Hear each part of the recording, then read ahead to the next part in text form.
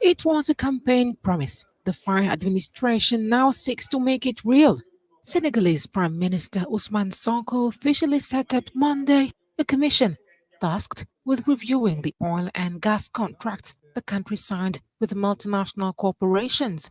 The PM made the announcement on national TV, insisting that the team of legal, tax, and energy sector experts will work meticulously to make sure all legal aspects are carefully examined. Sonko brushed off rumors of nationalization, reiterating his government's ambition to rebalance the energy contracts in the national interest. The move comes after Senegal became an oil producer. Australia's Woodside Energy announced in June that its Sangomar oil and gas field had produced its first oil. It remains to be seen what the Commission's recommendations will be and, in the event of negotiations, if changes can be implemented.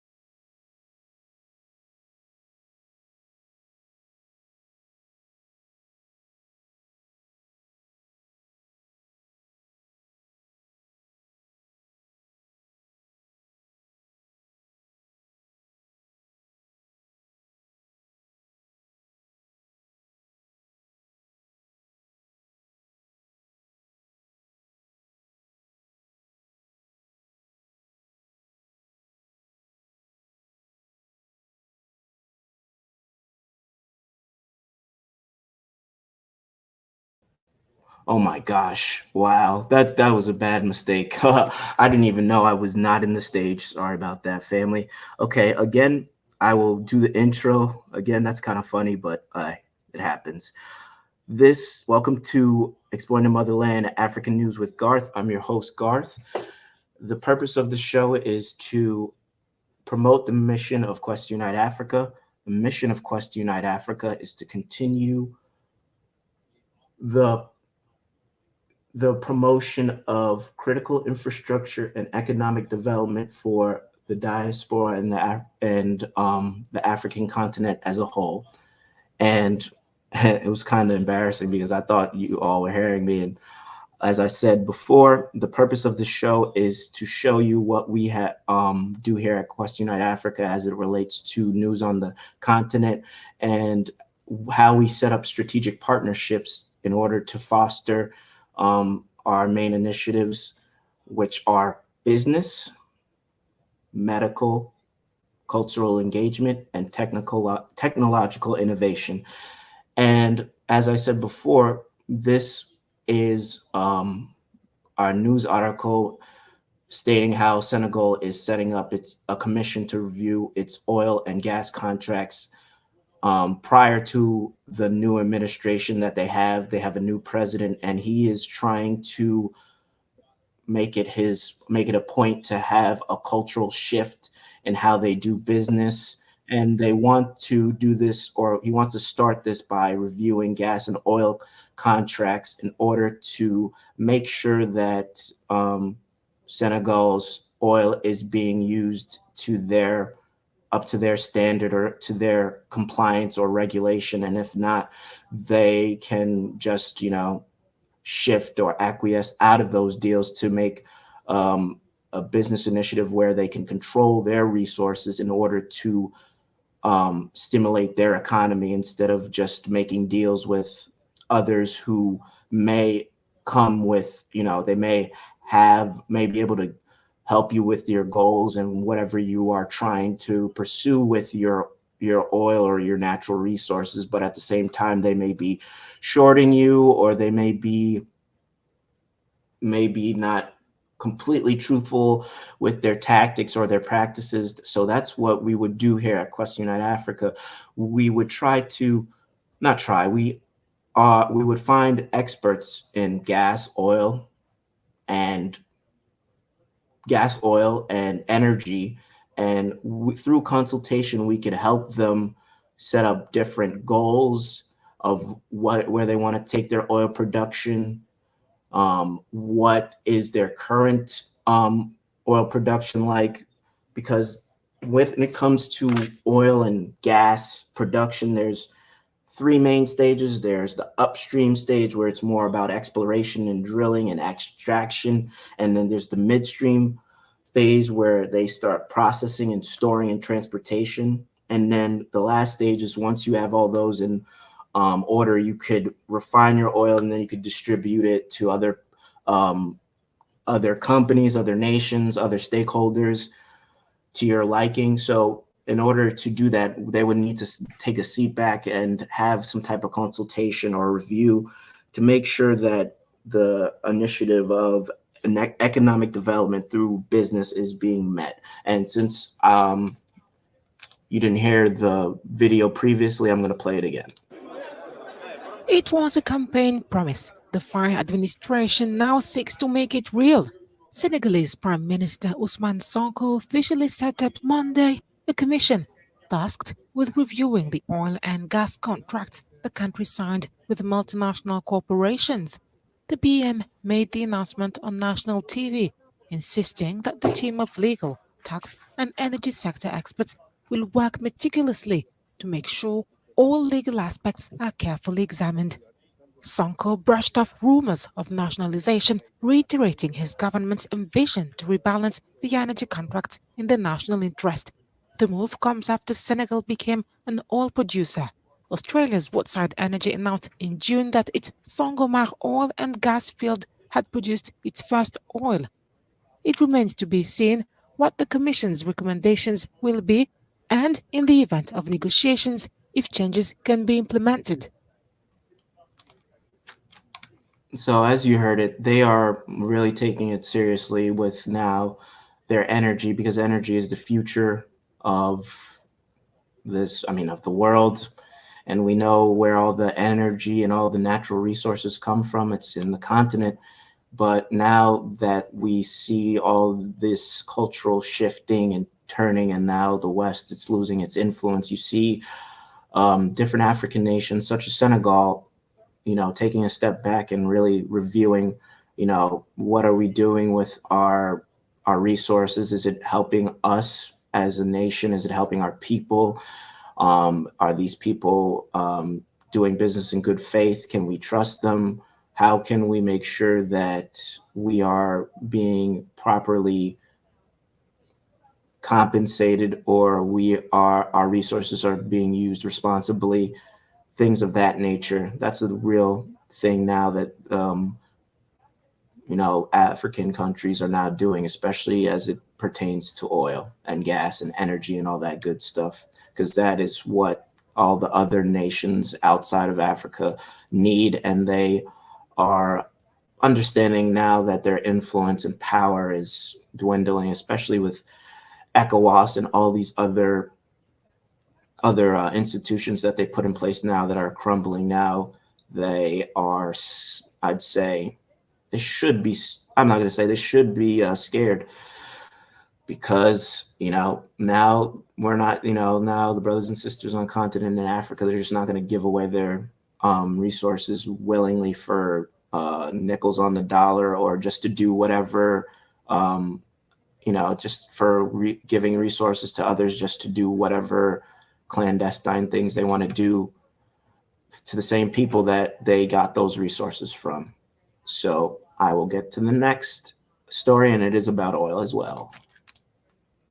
Uganda explores oil in two new regions. And this story is Uganda is they're now beginning the process of refining and distributing their oil, but now they're at the exploration stage. So they are seeking how they could use their oil to basically attract more investors for a future pipeline project that will connect their crude oil exports to Tanzania. But not, let me just let the clip talk about it for you. Uganda is exploring for oil in two new regions. Ruth Nankabirwa, the Minister of Energy and Mineral Development, made the announcement on Wednesday. She told journalists that her ministry is conducting preliminary exploration studies in the Moroto Dam Basin in the country's east to assess its hydrocarbon potential. According to Nankabirwa, early results suggest the potential for commercial oil and gas in the Moroto Dam Basin. Similar surveys have started in the Kyoga Basin, central Uganda, with plans to initiate studies in the Hoima Basin, which is in western Uganda.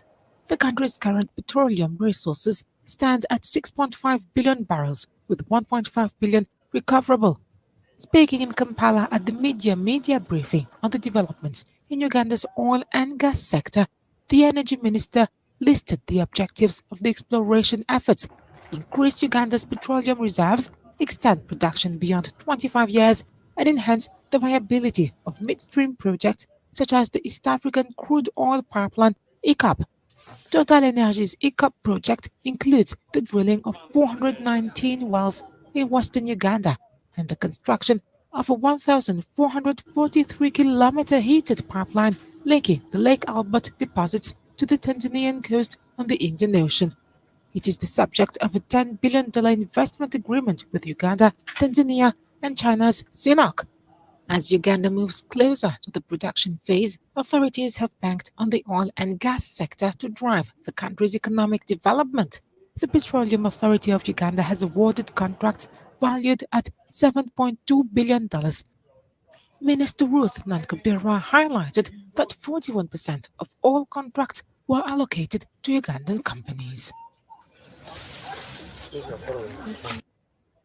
Okay, so you heard it. Well, I mean, sometimes our brothers and sisters on the continent have that thick accent, but I'll basically reiterate what she said. They want to explore their oil reserves, and they have specific goals to spark or stimulate economic development through the oil and gas sector. You heard that they want to increase their petroleum reserves and extend their production beyond 25 years. And they want to also enhance the viability of midstream projects such as the East African crude oil project. So basically, like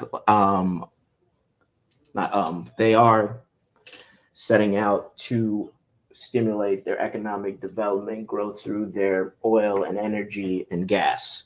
And as you heard previously, they are in the midstream process, which is processing and storing and transportation. And they're trying to also, on a bigger scale, they're trying to get investors for a midstream project, which means that they are trying to look for people who are able to process and store and transport their oil reserves, so they could also be able to be a crude oil exporter, specifically to Tanzania. And if you know or have seen the geographical location of Tanzania and Uganda, they're on the coast. So that is really a great and vital location for gas and oil and energy and the transportation and the logistical application of transporting those things and refining them, they are in a prime spot. I think it's great. I think it's a good that they want to explore and see how they can expand their petroleum and gas production past a certain amount. And then the great good thing about it is they're very specific as their goals as to what they want to do with their oil as it pertains to increasing their reserve to production ratio, which means how they'll be able to get the most out of their natural resources and how they'll be able to project for how long that will continue.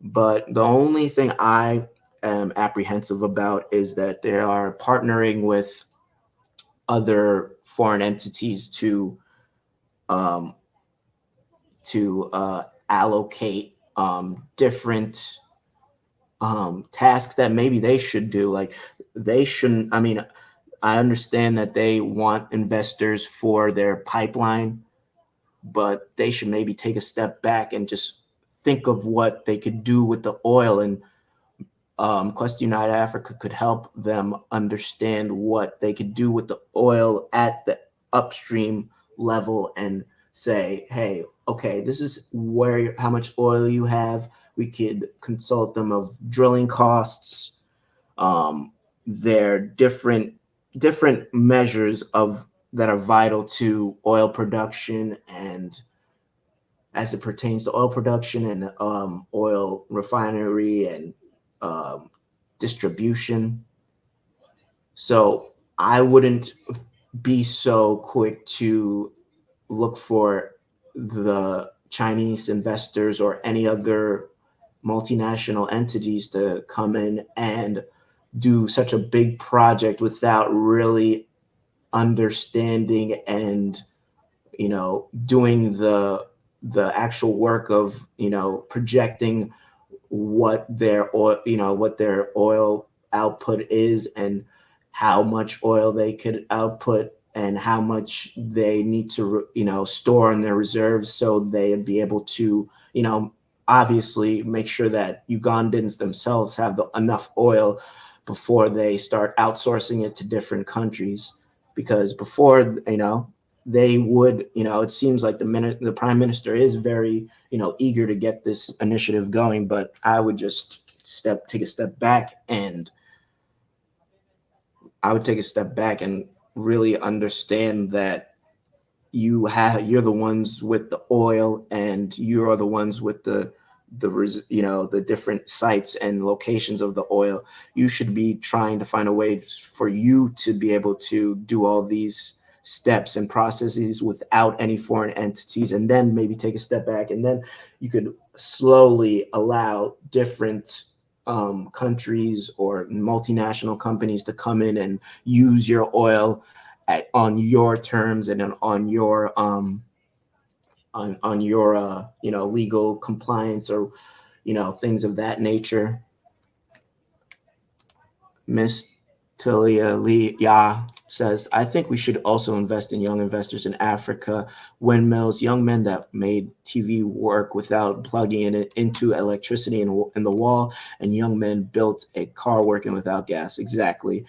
We also would advise them that there are different alternative energy resources, and if they have the capability to do that, they should also do that in order to have two different sources of energy, because that would always help. And you know if you also use different sources of energy, you also open up different markets like solar, you know wind power, all those things, setting up windmills, building solar panels. So those possibilities are endless. I just it's a great thing that they understand, oh, we have oil and oil is something that we could use to help make our country thrive and put it in a upward trajectory. But at the same time, you really want to be careful and circumspect with who you are doing business with and who you're trusting to be able to help you with your projects. because they don't always have your interest at heart. And even in the article, and again, all these news articles and videos are in the description box. They've even said that there has been um, apprehension on all the stakeholders, and the commercial production has been delayed because of different disagreements with different oil firms on how they should on different development strategies on how they should again, like I was saying, those processes upstream, midstream, downstream, how they would be able to do that. And obviously they all haven't seen eye to eye on that, but now Uganda is just trying to find different ways to make that a possibility, or make them look more attractive for those investors to help them with those processes. As I said before, though, they should probably look for look for that consultation within their own people and country, just like the Senegalese are doing. All right, and the next story. Kenya's top court suspends judgment nullifying 2023 finance law. So I don't know if you all know, but Kenya is really in a very, very tenuous situation with the government and the people and the citizens. The citizens are fed up with Ruto and his policies. And one of these huge policies was the finance law. And he was trying to use the finance law to help them develop an economic strategy to get them out of debt. But at the same time, taxation, how can you tax an already destitute population and expect them to, think this is progress? And this is a pretty good video. There's also some commentary. I don't think just for the purpose of the time, I'm not going to allow, to play the whole video, but you'll get the crux of it. And I'm just going to let them talk about it now.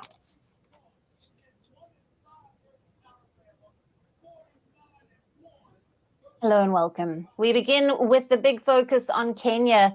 The East African nation is once again on the brink of chaos and mayhem. Tensions are simmering in Kenya once again as the William Ruto government plans to reinstate some of the scrapped controversial taxes.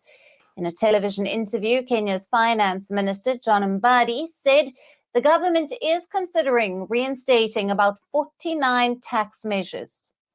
These include the reintroduction of an eco-levy, which will increase prices of electronic items, diapers, and other goods. The finance minister insisted that unlike the initial proposal, this one will exclude sanitary pads. The government says the measure is aimed at reducing waste. More importantly, it says bringing back the scrap tax measures will help the debt-ridden Kenyan government raise about $1.2 billion. The government says these measures were needed to pay for expenditure, including wages for teachers. The government also aims to collect more taxes by extending the tax amnesty period by 6 months. Now, after the announcement, protest groups in Kenya say they are ready to hit the streets again. In June, deadly protests and violence plunged Kenya into anarchy. Protesters even stormed into the country's parliament.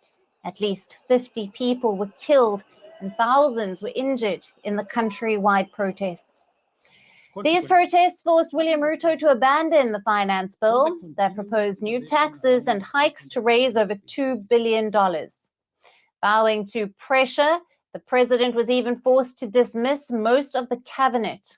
The protesters said the proposed tax hikes would pile on pressure on the citizens who are already struggling with skyrocketing cost of living. The Kenyan government is stuck between a rock and a hard place. On one hand is the competing demands of the citizens to reduce the financial burden. On the other are lenders such as the International Monetary Fund who are urging Kenyan government to cut deficits to obtain more financing. After scrapping the contentious finance bill, the Ruto government reassessed the budget to explore alternative revenue sources. It cut government spending, but the fiscal deficit widened further. Global ratings agencies such as Moody's and Fitch downgraded Kenya's rating over concerns about the government's ability to service its debt. Kenya's public debt ratio almost doubled from 41% of the GDP in 2014 to a projected 78% of GDP in 2024. The government says its hands are tied as the country struggles to repay its huge debt burden. Kenya's domestic and foreign debt was a staggering $80 billion last year. So President William Ruto and his cabinet are at a fork in the road, and any decision they make is likely to have direct implications on the economy and peace in Kenya. Now, for more on this, we have with us Stella Agara, governance and security analyst and a tax justice activist. She joins us live from Nairobi. Thank you for being with us. Thank you for having me. Now, what led to President Ruto's decision to reintroduce the scrap tax measures? What alternatives were considered before deciding to bring back these tax measures? I think one of the realizations that we are coming to right now is that the president did not understand the seriousness of the protests that we had in Kenya recently. He has not internalized the plight of Kenyans, and he has not internalized the issues that Kenyans are facing. He still insists on taxing a population that does not have the capacity to pay more than it's already paying. As we speak now, he has now appointed a government that is calling a government of national unity, a government that has included some representatives from the opposition, including the person who's currently sitting on the seat of the cabinet secretary for treasury. Unfortunately, he has not come with any creative ideas. He has not come with anything new, and he's reverting back to the policies that were scrapped. This gentleman was in parliament and he voted against the finance bill.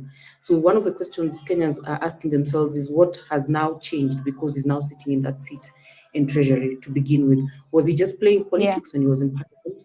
Was he just playing to the gallery when he was in parliament?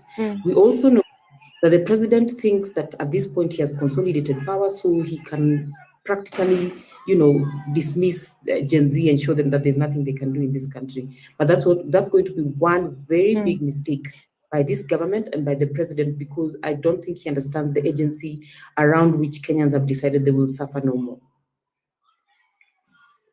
And Stella, exploring the potential effects on businesses, households, and government revenue, how will these reinstated taxes impact the Kenyan economy and, of course, its citizens? I think, first of all, for example, if we talk about the glaring eco-levy tax, it targets imported goods, it targets goods coming from sources that are outside of the Kenyan market. One of the issues that the government should have considered when making this decision is the fact that Kenya depends heavily on imports, an error that exists because of the policies that have been made over time by the government that did not allow industries to thrive and eventually caused Kenya to be heavily dependent on imports. So if you impose an eco-levy tax on everything that is coming from outside the country, you're basically saying that this tax is still going to be transferred to the citizens. The Kenyan population is also a huge consumer economy, and so they're going to be buying heavily from the things that are coming from foreign markets, and then these are going to be subjected to tax. The sanitary towels were one area, and if you remove the sanitary towels, there are many other essential goods that we import and use as a country that are going to have this eco-levy imposed upon them, which still means that the burden is still coming back to the Kenyan. Unfortunately, this is happening at a time when more corruption cases have been exposed in this government. There's a gentleman called Morara Kebaso who single-handedly been showing us some of the projects that the government has been neglecting or has claimed to have invested resources in that have not been completed. Where has that money gone to? How can that money be recovered and be invested into the economy before they come back into the pockets of Kenyan citizens? The state has also decided to be very irresponsible about how they care for the lowest people in our society. And so these taxes are going to be imposed to that consumer, to the person who needs these goods the most. Unfortunately, this is not going to work for our economy. Right, and Stella, what steps will the government take to address the public concerns and also the potential protests, considering the previous outcry and those devastating protests in June? One of the steps that they must take is engaging in public participation, and there were some of the petitions that were in court and litigation that was in court just before the rejection of the finance bill were about the procedure that was used to even bring the finance bill to parliament. In the Constitution of Kenya and the laws of Kenya require that there be public participation. That they considered input from the citizens, and if they reject or ignore any of the input from the citizens, then they are required to explain why they have rejected some of the input from the citizens. Unfortunately, the process previously had not met this threshold. If they are going to embark on this process, then they will be required to ensure that the process is above par. The second is that they will have to contend with the fact that the same citizens they are going to are the ones who say they do not want this finance bill. They have been unequivocal about the fact that they will not listen to any conversation about the finance bill. And so they'll also need to do a bit of convincing and persuasion to convince Kenyans that this is what makes sense, alongside convincing them that these are the only measures, aside from the issues of corruption that have been seen in the country. The last thing that I guess they would have to do is to seriously pay attention to the voices of Kenyans and ensure that then they're also monitoring what other arms of government are doing. Today, the Supreme Court of Kenya has suspended the ban on some of those taxes, which means the government can continue taxing even as they wait for the process in court to be completed. Kenyans are not happy about this. If you check some of their feedback already, they're very unhappy about this. They're very unhappy about the conduct of the courts concerning this. This is fueling a lot of negative energy amongst the citizens in a country that is already in a very volatile state. And so they'll have to exercise a lot of precaution to ensure that they maintain the fabric of our nation, even as they embark on this process of trying to get taxes. But then they'll also have to engage in a final assignment of ensuring that then we reconsider completely our borrowings. We reconsider what we are spending on. If we do not have sufficient resources to feed Kenyans, we should not be the ones who are planning for all kinds of huge constructions, cement towers that eventually may not necessarily benefit Kenyans who do not have the resources to use them at the end of the day. Right. Stella, thank you very much for being with us on First Post Africa and for your valued insights on all the latest coming out of Kenya. Thank you for having me. Well, you heard it. That sister, who is a tax analyst in Kenya and spoke so eloquently and literally just brought home the points and with conciseness about how the government is already, taxing a population that is already unable to pay and has already seen the corruption going on in the Kenyan government, and also, there's no trust there. They lost the trust of the citizens, and they don't see the money going anywhere. Previously, the money isn't going anywhere to help them or to make different different infrastructure or things that can help the Kenyan government thrive. I mean, they just literally, you just heard her say that he's just coming back with the same old Western Western tactic, which it is. I mean, you heard, I don't know if you all know, this is the IMF who suggested the finance bill, and the IMF is basically a multinational loan shark entity that the West set up so they can impoverish countries and make them consumers, as she said before. And if the country is a heavily consumer country, how are you going to irresponsibly tax the population that relies on imports already, and they already don't have the money to pay whatever tax or levy you are putting on? I mean, let's just be honest, they don't know or have any innovation to, there's no innovation to, not rely on taxation, or, there's no initiatives or business initiatives that can help, create different economic opportunities and infrastructures instead of taxing your people that don't have the money. I mean, as you said before, this government is heavily, this country is heavily reliant upon imports, but they've already set it up that way because, the government hasn't empowered the people to be able to think for themselves or to be able to have different goals for different businesses, because there's just so much corruption. They're just all concerned with, getting their pockets lined and, just having the West do whatever they want just so they can look legitimate to their people, which they can't anymore because the younger population understands and has social media and understands what's happening in other countries or in other nations, and they see the examples that are set in the West and in other places throughout the diaspora. So it's like, yeah, you are continuing an old trick or an old tactic or an old cliche that's not going to work and not going to serve them. So they're going to obviously not like that Ruto continues to, for lack of better term, spit in their face and not really care about the Kenyan culture or the Kenyan um, interests of the own citizens, who are basically most of your population. So we would have to really just help um, our brothers and sisters in Kenya with different business initiatives or just cultural engagement um, through what they really want for Kenya and how we could set up those goals and how they could just be less reliant on the government, and how they could open up different opportunities for themselves.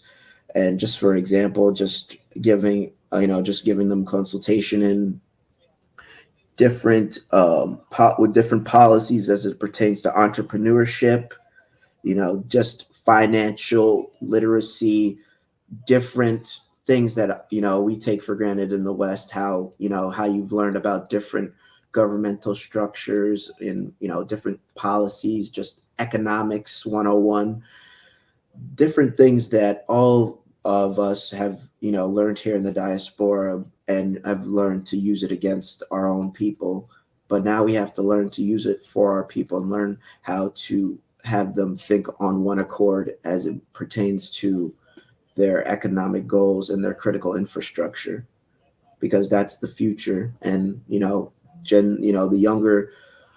younger population understands this, and now they refuse anything less. I mean, it's kind of funny that he thinks that he's going to be able to bring these measures back, but it's not. They're not good. They're not hearing it. They want you to think of something else. They want you to come to the table and listen to them and think of different ideas that could you know promote growth, not at the expense of not at the expense of your population, who's already on the verge of being completely destitute. Uh, I'm tired of hearing myself talk. Let's see what people are saying in the chat. Who the Houthis are handing them their butts, and they know that Bible prophecy concerning them and Putin won't let them back in Ukraine, so they won't run to those people of their land. I mean, essentially, you're correct. That's why they are literally in the nation of Africa doing all this stuff. A family, where's the cackling Kamala to address this issue? Oh, I'm so sure, Brother Eric, that she's concerned with Africa and where they're going as a nation. She has to make sure she puts down that foot to make sure. What do you think you're doing? It's just people like Rudo who get the what's not the promotion? What's that word? They make him a candidate and they promote him as some ambassador to America, all while he's doing their bidding on the continent. That's usually how it goes.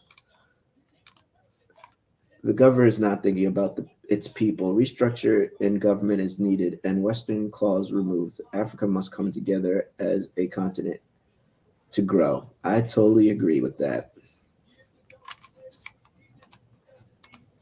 Team Truth puppet, absolutely. Rudo has, Rudo literally is the puppet for, the West. I mean, they literally put these people in power just to make sure progress is not met, and they get paid whatever they think is handsomely enough to make sure that is put in place. And even with different stories in Uganda, as I said before, Uganda, they're protesting, their own population is protesting against their government and their prime minister and their leader, because he's, pretty much on the same tip as Kenya and Nigeria as well. So we will see this shift in, the African population just, having enough of it and telling the government that they need to listen to us, or else something, or else it's just gonna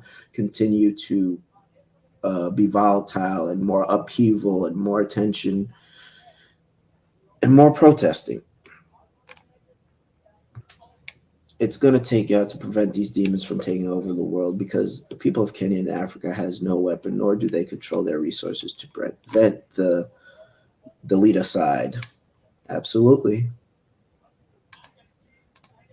Rudo, like, sitting at Biden's desk. Oh boy, did he, Sister Jewel. He was, if you looked at those pictures, he was smiling from ear to ear, because they literally are just, you know, just happy to take whatever pennies on the dollar or whatever money that they think is good, so they could, ride in their fancy private jets and, be able to do whatever they want. They don't really care about their population. They're just trying to, get theirs, for a lack of a better term.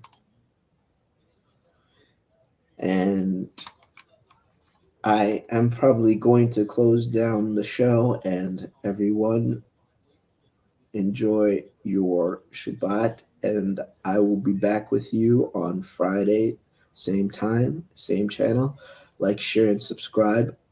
Please make comments in the comment section, and give feedback on how the show could be better. What do you like about the show? Things of that nature. You're right, but I do believe Yah is going to prevent this from happening, but the people of Kenya must continue to fight. Amen to that, sis. Well, family, thank you again, and thank you for your support, and Shabbat Shalom.